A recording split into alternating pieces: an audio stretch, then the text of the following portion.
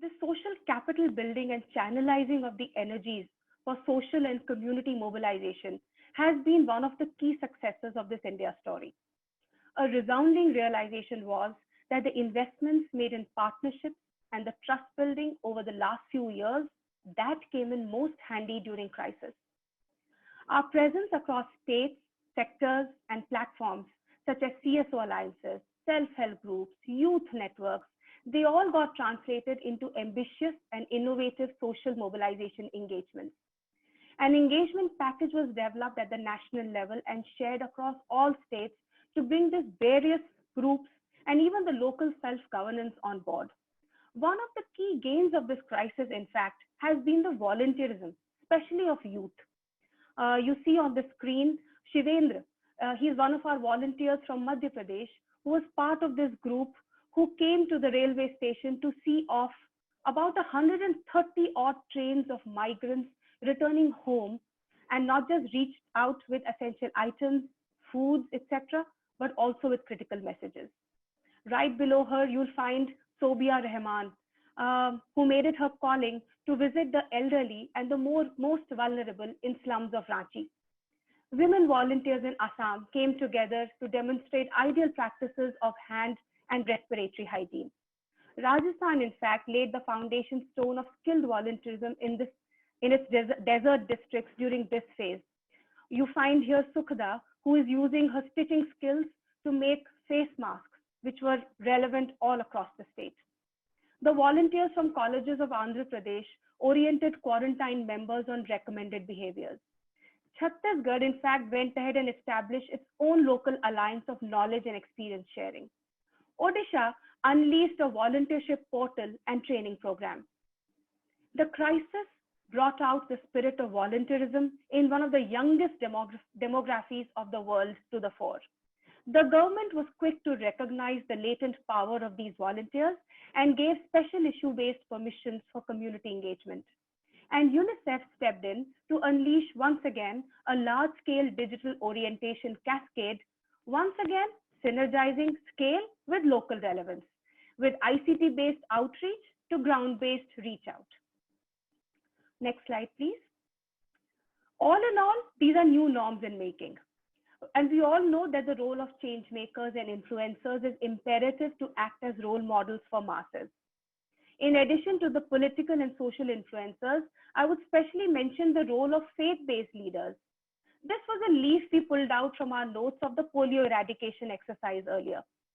When the predominant sentiment is that of fear, of suspicion, the traditional fault lines of caste, class, communities, they tend to deepen a little further. The Interfaith Alliance at the national level and then more issue-based engagement at the local level have gone a long way to tide over these gaps and bridge over endorsing the new behaviors and strengthening the trust on the science behind social distancing, mask wearing, sanitizing your hands with soap and water. The pandemic of this nature with a range of related challenges inherently intertwined with the core issues of virus. Thank you, Siddharth. In fact, this was one of the most vibrant groups which are the best partners that could happen to us to take the things forward all across the country. Yes, their safety was paramount. So every time we worked with our youth volunteers, in the first session itself, the most critical component that was inbuilt was safety of oneself before reaching out to others. It was almost like the same messages that we get in flights, etc., that first take care of yourselves and then you'll be able to take care of others best. So the first messages all across the orientation cascade that I was mentioning, where we reached out to these youth groups and associations, the first messages was around their self-preservation. And with that in base, in alignment with the government. So government also was very conscious about exactly what roles they wanted to give to the youth volunteers. Over the social media, digital media, internet, we know that the youngsters rule the roost. They know better ways to network, stay in touch, take the messages forward much faster, much better, much more efficiently than many of us of my generation can. So we rode on this strengths that the youth brought to the table and used that to reach out to their communities in a lingo that they understood best. So that was one format. Then there are organizations across the country where youth are involved. For example, there is Nehru Yuva Kendra, which is a youth voluntary organization which is supported by the Department of Sports and Youth Affairs.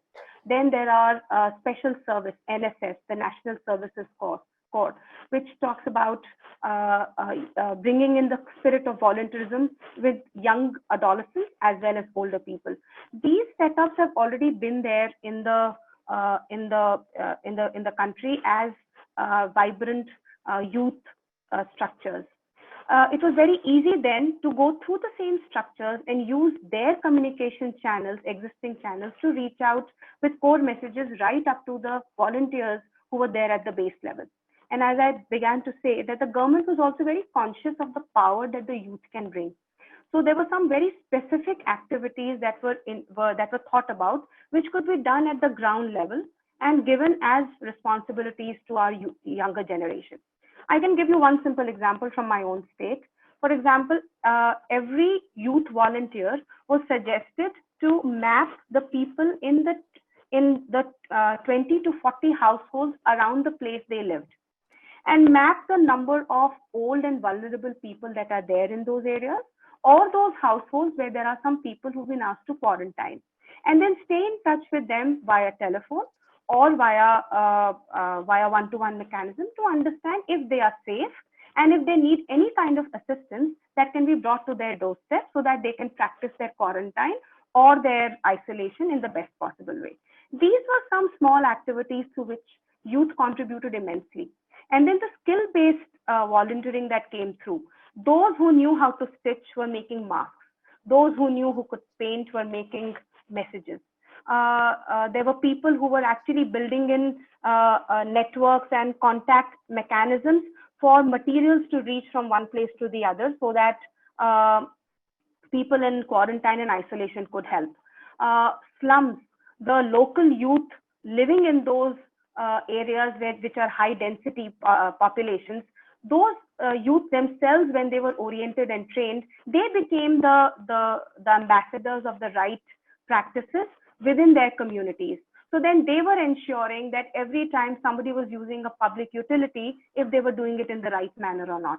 So that is how the power of youth kept getting reiterated in multiple areas, both unskilled as well as skilled. And their ability to organize, to spread across and then come back again was massive. So we were getting a lot of queries on a daily basis, which were telling us what exactly was happening on the ground. So in a way, a mechanism has been put in place where these queries which are coming in the field were being responded to on an instant basis and reverted back. So at the state level, you will find that the youth were oriented not just in core risk communication, they were also oriented on social entitlements, which the poor and the migrating families or the most disadvantaged families could take most benefit of. They were being oriented on how to identify issues of violence or of some sort of protection issue that they see in their neighborhood. They were also being trained on identifying signs of stress, of depression, and that is how they were being able to build in more positive solutions as they went across. These are some of the community-based things that come to the top of my mind. You'd like to add something, Rachna? Just to bring in the Bollywood influence here, because we are talking about youth and we are in India.